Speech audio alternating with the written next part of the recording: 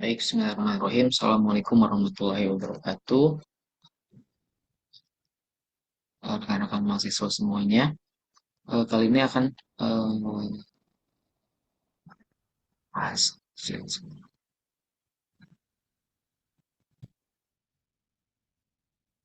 Oke, baik. Bismillahirrahmanirrahim. Assalamualaikum warahmatullahi wabarakatuh. Halo rekan-rekan mahasiswa semuanya. Kali ini saya akan menjelaskan mengenai bagaimana cara menyusun laporan keuangan. Ya, laporan keuangan adalah bagian akhir dari siklus akuntansi. Sebelumnya itu kan ada neraca lajur ya, ada neraca lajur.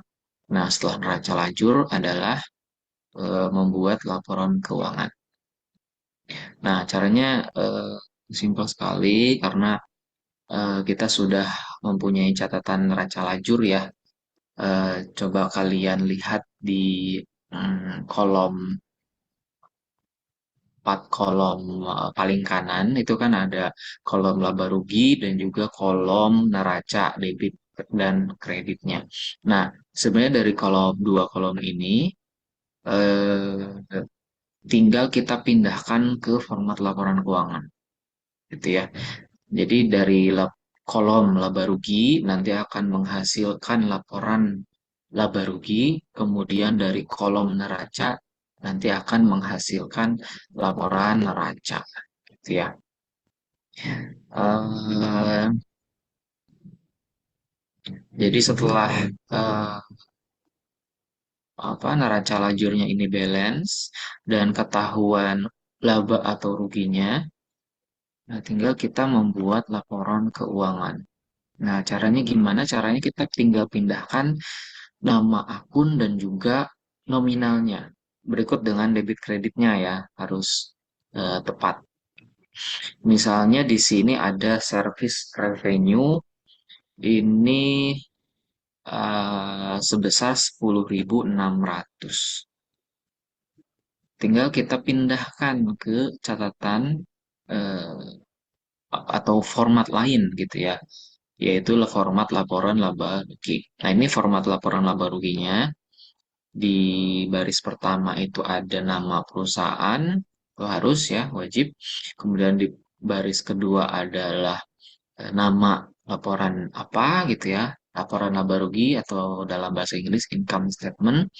Kemudian baris ketiga yaitu tanggal ya, tanggal berakhirnya gitu ya. Jadi untuk bulan yang berakhir pada tanggal 31 Oktober 2017. Nah, caranya gimana? Karena kolom laba rugi itu isinya pendapatan dan beban, maka kita tulis saja 2 poin itu. Pendapatan ya, pendapatan anaknya satu, pendapatan jasa, service revenue 10.600. Kemudian yang kedua ada expense atau biaya ya atau beban. Ya. Anaknya ada berapa ini? Ada 6. Ya. Nah, datanya dari mana? Datanya dari kolom laba rugi ini. Service revenue ya 10.600. Kemudian salaries, wage, and wage expense 5.200. Ini ya catatannya sama ya, service revenue 10.600, salaries and wage expense 5.200. Itu ya. Sebentar.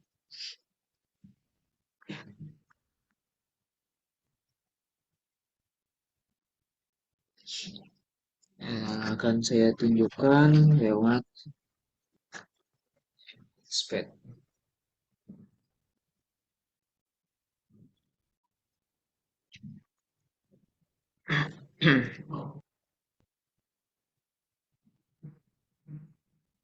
Nah, di sini lihat ya, teman-teman. Service revenue di sini,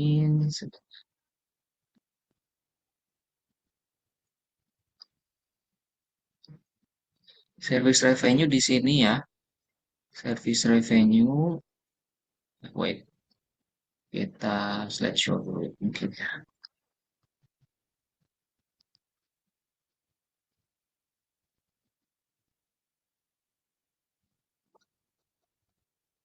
Sebentar.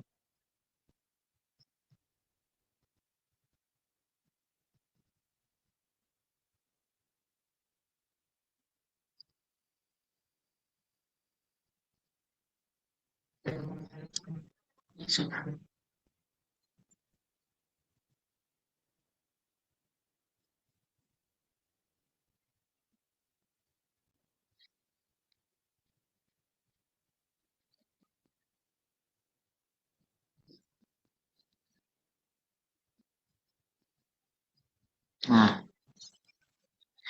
oke. Ya, di sini kita lihat bareng-bareng ya. Ada service revenue. Wait. Ada service revenue di sini ya. Berapa nominalnya? 10.006.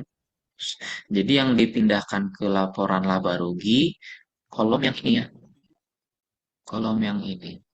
Service revenue, kemudian salaries and wage expense ya, 5.200, rent expense 900, kemudian ini yang ada expense ya, ini semuanya dipindahkan.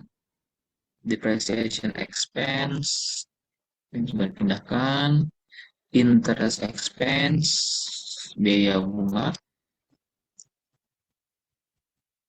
sudah. Oke.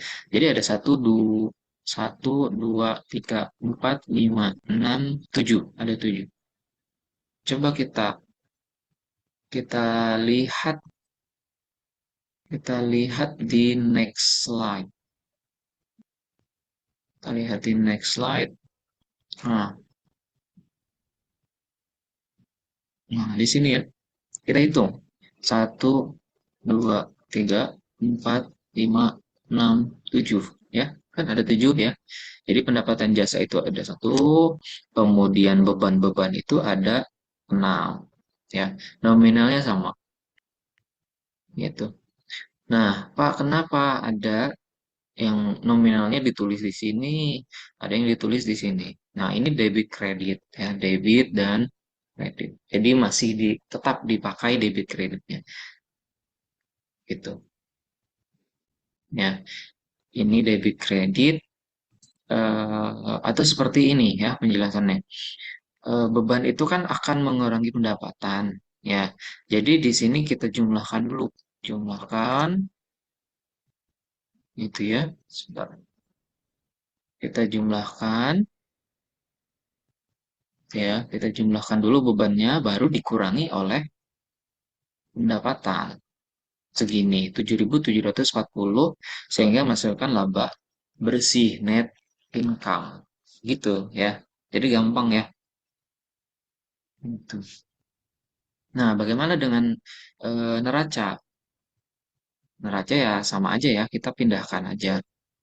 Pindahkan dari eh, slide sebelumnya. Nah, kita pindahkan dari sini.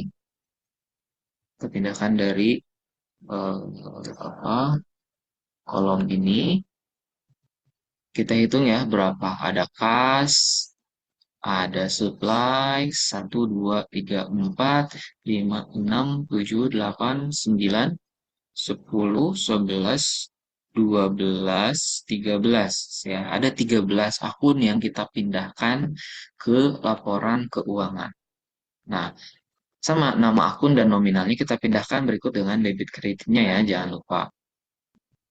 Tuh, kita next. Dan next di sini. Nah, ini adalah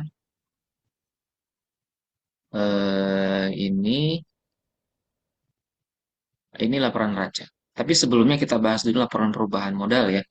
Kita simpan dulu yang neraca tadi. Kenapa laporan perubahan modal dulu? Karena ini berkaitan, ya, ada logikanya. Jadi di sini kita tahu bahwa yang di sebelumnya ya, yang di sebelumnya kita tahu bahwa net income atau laba bersih itu 2.860 gitu ya. Ini akan menjadi penambah modal untuk bulan berikutnya ya. Jadi eh, untuk bulan berikutnya modalnya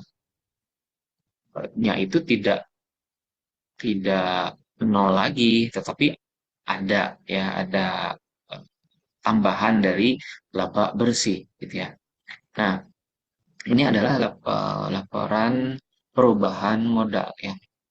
Laporan perubahan modal atau return earnings statement gitu ya, sama judul atau nama perusahaannya dulu, lalu nama orangnya, lalu tanggal ya. Nah, ini rumus ya, pakai rumus. Rumusnya adalah modal awal sama dengan ditambah laba bersih dikurangi dividen sama dengan modal akhir. Jadi yang ingin kita ketahui adalah modal akhir. Yaitu. Nah, kita bahas. Return earnings Oktober 1 atau modal awal. Ini modal awal ya. Jadi kalau ada tanggal 1 itu modal awal. 0. Kemudian net income. Net income dari mana? Dari laporan laba rugi. Laporan rugi laba. 2.860. Tadi kan labanya 2.860 ya. Itu di neraca lajur atau di laporan laba rugi. Kemudian ada dividen, ini 500. Dividen itu maksudnya ada modal yang dibagikan ke investor. Ya, sebagai bagi hasil ke investor. Nah, jadi 0 ditambah 2.860 sama dengan 2.860 dikurangi dikurangi 500 jadi 2.360. Nah, ini adalah yang disebut modal akhir. Nah, kita balik lagi ke neraca. Tadi kan kita sudah punya catatan akun neraca yang kita hitung lagi ya, coba kita hitung lagi. Ini 1, 2, 3, 4, 5, 6, 7, 8, 9, 10, 11, 12, 13. Ada 13 yang kita pindah. Jadi eh, kita pindahkan ke mana? Pindahkan ke laporan neraca. Nah, laporan neraca seperti ini ya formatnya. Ini ya, nama perusahaan, nama laporan, dan tanggal. Gitu. Nah, formatnya seperti ini. Karena neraca itu berisi aktiva dan pasiva, ya berarti ya kita kumpulkan mana-mana akun yang termasuk itu aktiva, mana akun yang termasuk modal atau liabilitas, gitu ya. Nah, bisa ditulis di atas bawah seperti ini, ya atas bawah seperti ini, bisa kanan kiri. Misalnya di sini aset, di sini equity gitu ya, equity and liabilitas. Kanan kiri juga bisa. Gitu. Nah, ini format yang atas bawah. Nah, gimana caranya? Kita tinggal pindahkan aja ke yang tadi 13 akun yang tadi ke neraca ini. Nah, kita hitung ya, ada equipment 5.000 ya. Kemudian ada penyusutan, akumulasi penyusutan, peralatan 10 ya.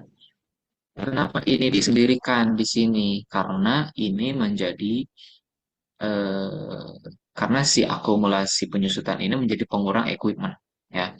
Jadi 5.000 kurangi 40 jadi 4.960 gitu.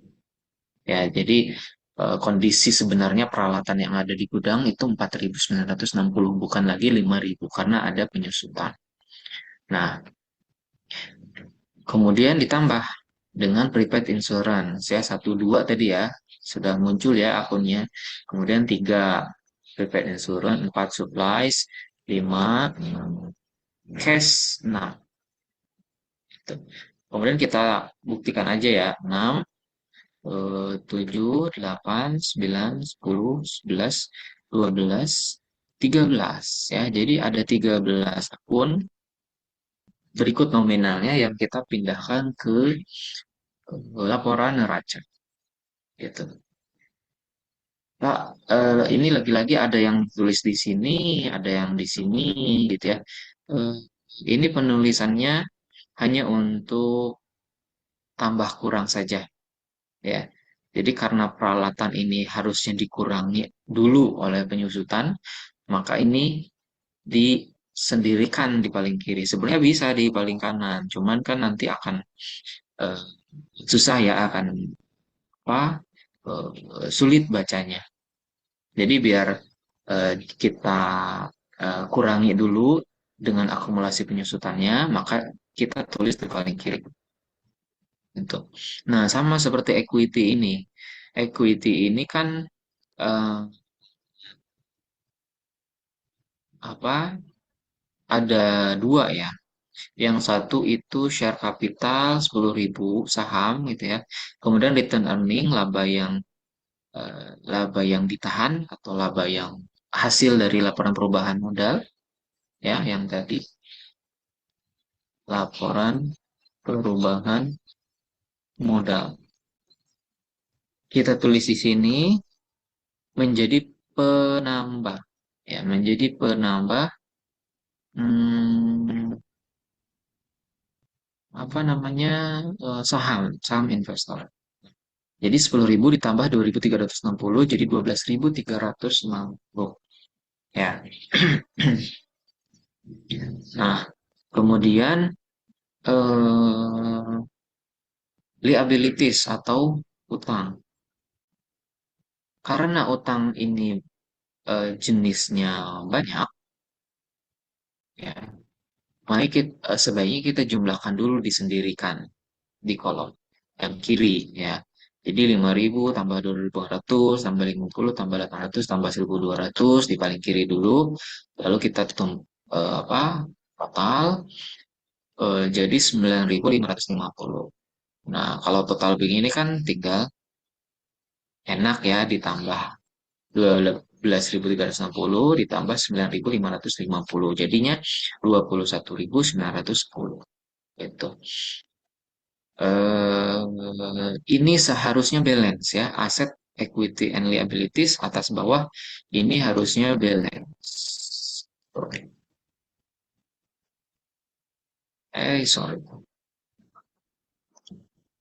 Ini harusnya balance dengan ini ya.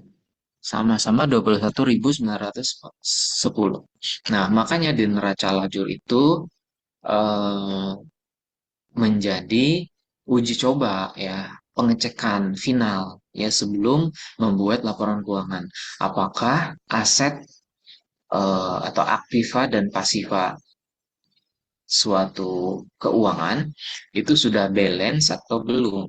Ya, kalau sudah balance, baru bisa dibuat laporan keuangan, gitu ya. Oke, kalau ada pertanyaan silakan ditulis di kolom komentar. Itu saja mungkin untuk materi laporan keuangan. Kita lanjut ke materi yang selanjutnya. Terima kasih. Wassalamualaikum warahmatullahi wabarakatuh.